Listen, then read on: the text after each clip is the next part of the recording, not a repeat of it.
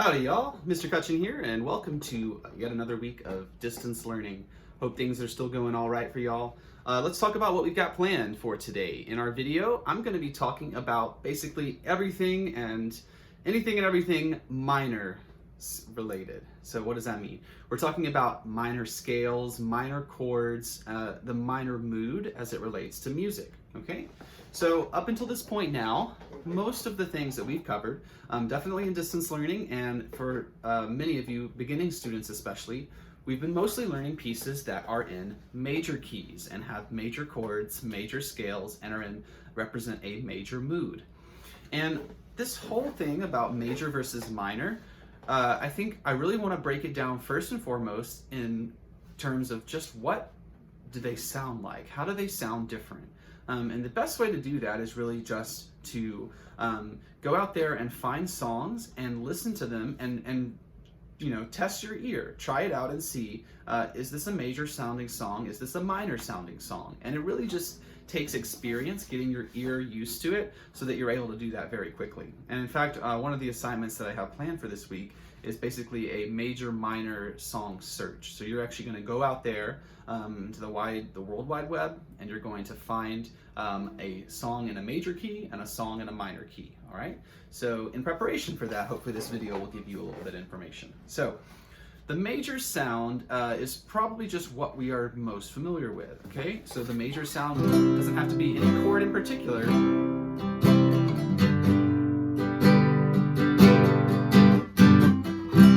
What I'm playing here is a C major chord vamping to a G major chord. Both of these are major chords.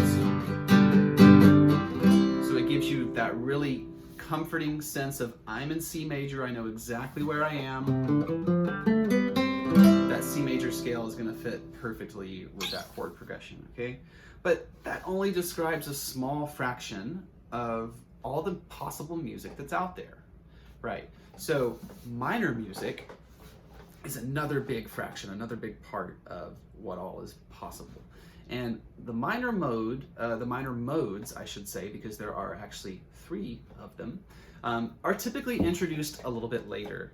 And I don't necessarily agree with that. I think that you need to introduce the minor mode almost right from the beginning, because it really unlocks a lot of music that I think even pertains more to certain cultures. I feel like minor mood gets used extensively in certain musical cultures throughout the world, and if we don't learn at least a little bit about the minor modes, then we can't unlock that music and all of that it can provide to us. So let's try and unlock it a little bit. So let's listen to a little bit of the minor sound now. Okay, so I'm switching gears and I'm going to go to A minor.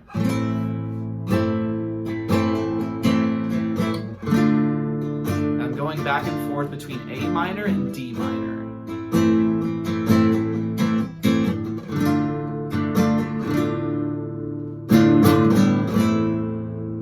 Okay. So ask yourself, after listening to both of those examples, what feels different? What do you notice? Could you even put it into words, what the first example sounded like?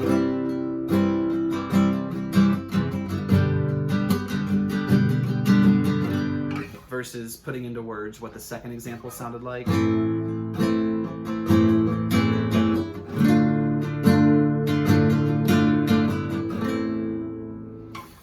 Stereotypically almost, the word that gets most often associated with major is happy, and the word that gets most often associated with minor is sad. Truthfully, I'm not a super big fan of that, just because I think it really takes away from the possibilities that minor music can have happiness and major music can have sadness. Emotions are not a simple thing. You never really just feel only one emotion at a time. You feel a lot of different emotions all at once, and it's kind of like they're in balance, or even at times sort of competing with one another. And music captures that. Music, because it's so robust, has the ability to capture just the wide array of emotions that we can feel as humans. So I think it's a bit of a simplification to say that major music has to be happy and that minor music has to be sad. But if it's beneficial for you to start out thinking about it that way, that's okay. Just make sure that you leave your mind open for interpreting things differently as you get more comfortable with distinguishing between the two.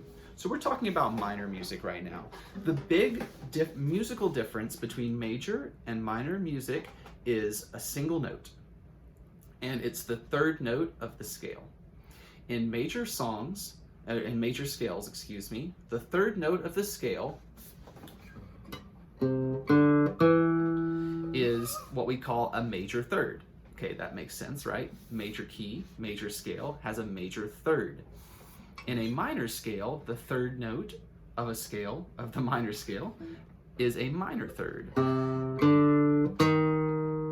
Listen to that difference again. So now I'm playing C major and C minor, one after the other, so they should sound very similar. And let me actually get the fretboard into the camera, into the frame here, so you can see what I'm doing. So here's C major. Those notes are C, D, E. Okay. And now here's C minor. Oh, something different. C, D. We call this note E flat. So here was E, second fret D string. When I take my finger and I move it back one fret, that's the equivalent of making a note flat, putting a flat symbol next to it. So this note we know as E, and when I slide my finger back one fret, that E now gets flat. So it's now E flat, and it sounds a half step lower. Now on guitar, we have the advantage of every fret is the equivalent of a half step, okay? So we can actually play, this is a cool exercise to try sometime, a one finger scale, and a one finger and a one string scale. So what you basically do is you're gonna play the C major scale, for example, and you're gonna start on the third fret, the A string, and you're gonna play every note of the C major scale on the A string. So here's what that sounds like. D, E, F, G, A, B, C. So you can see I had to go up really high to be able to get the top C in the scale there. Okay. So that's a great exercise for testing your knowledge of where the notes are on the fretboard, especially when you get up into this land up here that can oftentimes be quite mysterious for us. So why I mention that is because since every fret is a half step, playing a scale on one string shows you exactly where the half steps are, and it also shows you where the whole steps are. Now, this is not complex. A whole step is equivalent to 2 half steps, just like a whole note is equivalent to 2 half notes. So that same relationship applies. So if I move my finger from the first fret to the second fret, that is a movement of a half step. If I move my finger from the first fret to the third fret and I skipped one, that is the movement of a whole step. So you can see a whole step is much wider and a half step is much narrower. So for the C major scale, the first 3 notes are C, D, E, and that's fret numbers 3, 5, 7. So what am I doing in both cases? I'm skipping a fret, I'm skipping 4, and I'm skipping 6. So we can say that both of those notes are, they are whole steps apart. The distance from C to D is a whole step, and the distance from D to E is a whole step as well. They're the same. Now C minor, what does that sound like again? We have C, D, ooh, almost got there too early. Let's try it again. C, D, E flat. We didn't go as far, right? So this time we are going 3, 5, 6. And let's check our intervals again. So we have third fret C to 5th fret D. That's still a whole step, right? You're skipping the fret. But then what about this one? It's a half step. We are no longer skipping over to the 7th, but instead we're going directly to the 6th. So this is a half step. And it's very visual on the guitar, right? Whole step, half step. So all that's to say, when you get to a minor scale, the first two intervals in a minor scale are whole step and then half step, whereas the first two intervals in a major scale are both whole steps, right? So we have whole step, and then we have minor, whole step, half step, and that alone, that tiny little difference is basically what creates the different sound for a major song. And you can hear it in the full chord. Here's C major. The E's are natural, the E's are still major thirds. Here's C minor. Now the E's are flat. And the entire emotional state of the chord has shifted, right? Just from changing that one note and moving it down a half step. So that's a lot talking about kind of, you know, a little bit of theory, a little bit of even just the feeling behind a major versus minor music. Now, let's actually look at our three main minor scales and how to play them. So like I said, we have three to worry about, and I think that's part of the reason why people sometimes avoid teaching minor early on, because we want to think that every scale, every key only has one scale. Well, that's just not true. So here we are with our three main minor scales. We're going to talk first about what's known as natural minor. Natural minor is the same scale as, has the same notes as its corresponding major scale. So what I mean by that is that you're going to find that there is a relationship between every minor scale has a corresponding major scale, and every major scale has a corresponding minor scale. And they correspond in terms of they literally have the same notes, okay? So let's take C major again as an example. The notes C, D, E, F, G, A, B, C, those notes are found in a minor scale, and that minor scale is A minor. Listen to A minor. The notes are A, B, C, D, E, F, G, A, which are exactly the same as the notes for C major. The only difference being C major starts and ends on C, and A minor starts and ends on A. Other than that, they are basically identical. So a little bit of a shortcut or a hack you can think about to be able to figure out a minor scale, to figure out the corresponding minor scale, is to first play a major scale. So let's take a different major scale. Let's take G major, okay? So we have G major. And let's actually play for this example, let's play the low octave G major. There's G major. Now, what I want you to do is take the notes of the scale and play up the scale one note at a time and count. So we're gonna have 1, 2, 3, 4, 5, and then when you get to the sixth note, number 6, I want you to stop. That sixth note of the major scale is going to be your starting point for the minor scale. So you're going to start on that sixth note, and then you're going to play all the way until you get to the same note an octave higher. But the notes you use will be the exact same as whatever major scale you started in. So what major scale did we start on? G major, okay? So we're going to go to the sixth note of G major, which is E, the note E, and now we're going to continue one more octave to E, and we're going to play the notes of G major. So G major has an E, it has an F sharp, it has a G, A, B, C, D, and then E.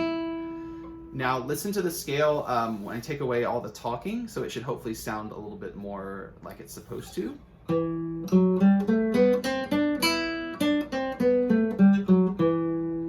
That is what we call E natural minor. So the natural minor scale is has the same notes as a corresponding major scale, and you can find the minor scale by going to the sixth note of whatever major scale you're on and starting there and then playing an octave higher and then back down, okay? And so take a second to maybe even just pause the video or rewind and watch that whole thing again, because it's gonna sound a little bit weird if this is the first time, especially if this is the first time that you've been thinking about minor scales or trying to learn minor scales. It will be weird at first, but trust me, it gets easier the more that you do it. So that is our first scale, natural minor. Now the natural minor scale will serve as the foundation for the other two scales that we're going to learn. And the next scale up we have is the harmonic minor scale. The harmonic minor scale is very similar to natural minor. In fact, only one note is different. I want you to listen to the scale first, and I want you to see if you can figure out which note is different. I'm going to go back to A minor. I'm in the key of A minor, and I'm playing the A harmonic minor scale.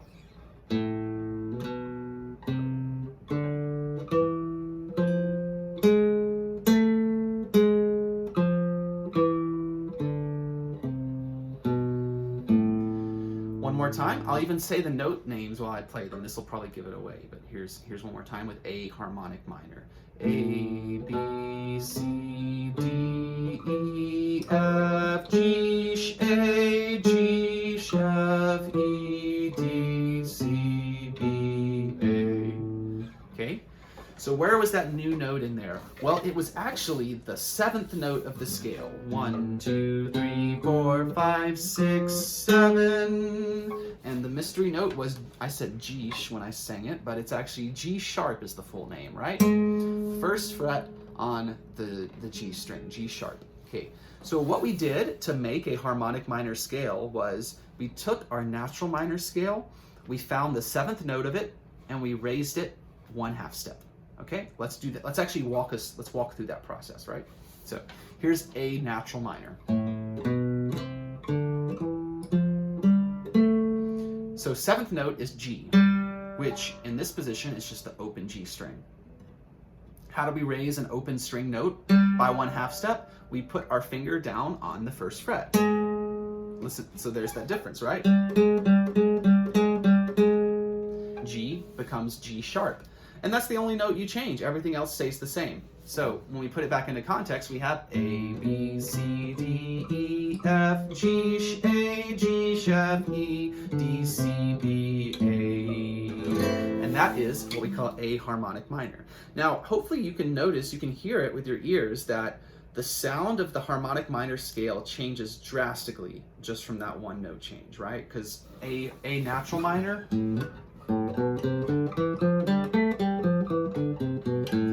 doesn't have nearly that same sort of like, I don't know, spicy character to it, perhaps.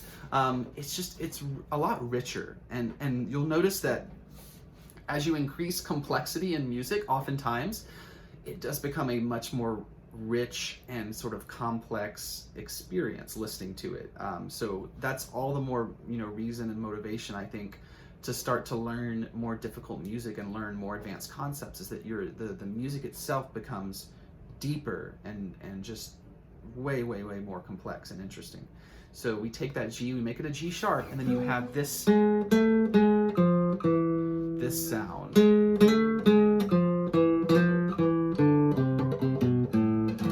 And the harmonic minor scale gets used all over the place in jazz and folk music, everywhere. So keep an ear out for it, be listening, and see if you can identify the use of the harmonic minor scale.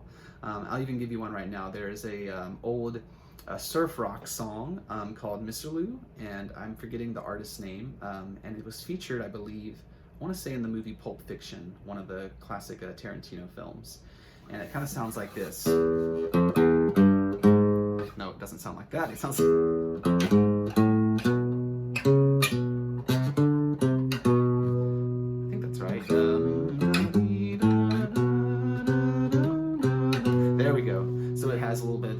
that harmonic minor in it, right?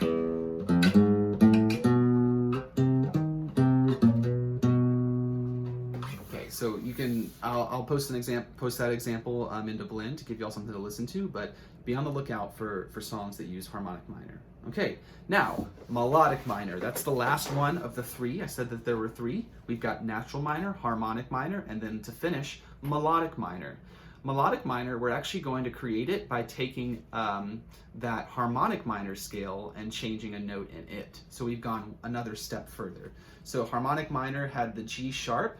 We're going to change one more note in it. We're going to go to the sixth note of the harmonic minor scale.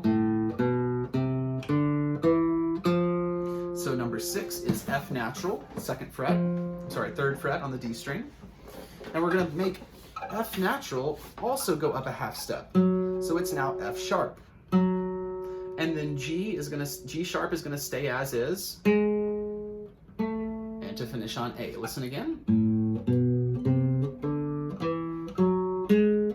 So now the 6th note is raised a half step, and the 7th note is raised a half step.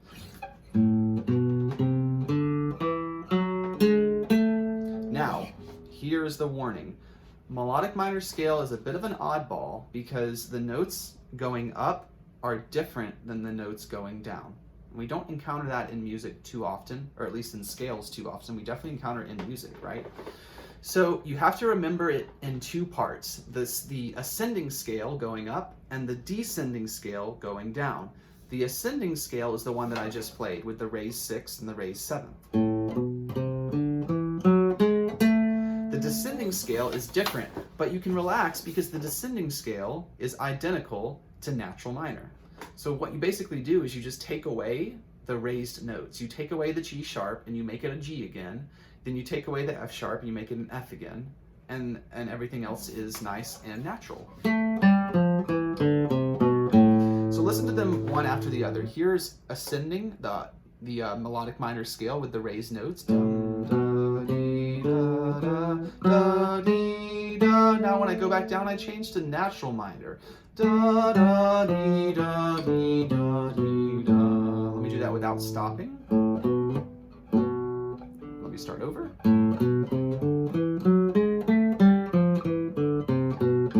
One more time just to really get that sound in your head because it is different.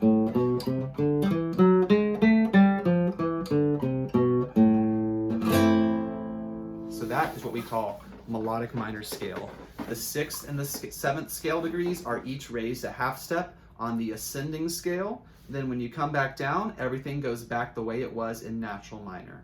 Okay, and I could explain the reason why, but it gets into some pretty technical music theory stuff. Just know that the melodic minor scale, believe it or not, is actually probably the most commonly used and the most useful.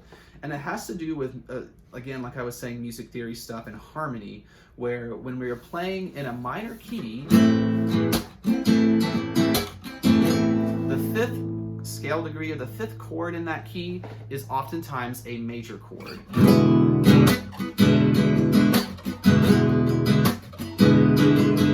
And that major chord, so I'm in the key of A minor, right? The 5th chord in A minor is E.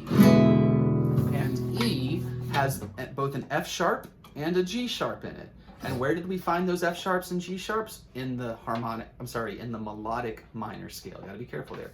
In the melodic minor scale, we had an F sharp and a G sharp going up. So oftentimes, when you get to the part in the chord progression where the E chord is happening, you will use the ascending melodic minor scale. And then when you get to the minor 1 chord, the A minor chord, you'll play the scale descending. You'll take away those F sharps and G sharps and make them natural again. So don't worry about that last little bit there. If that went over your head, totally understand. It goes over mine all the time too. So we are a little bit over our time for today, and we went through a lot of information. In Blend, there's going to be a sheet below this video that will have the 3 minor scales written out: natural, harmonic, and melodic with notes. And I'll try to write up a little bit more information just so you can have it posted there and can review it, because there's a lot to take in here. But don't worry too much. This is really just a video to kind of get you thinking about things, get you listening. So like I said, be on the lookout for that major minor song search assignment that is going to get posted to Blend this week. And I hope you enjoyed this video, found it to be useful or entertaining. Remember that you can always contact me via Blend message or email, and we still do office hours, same thing that we've done every week. So I hope to see you there. Thanks for watching.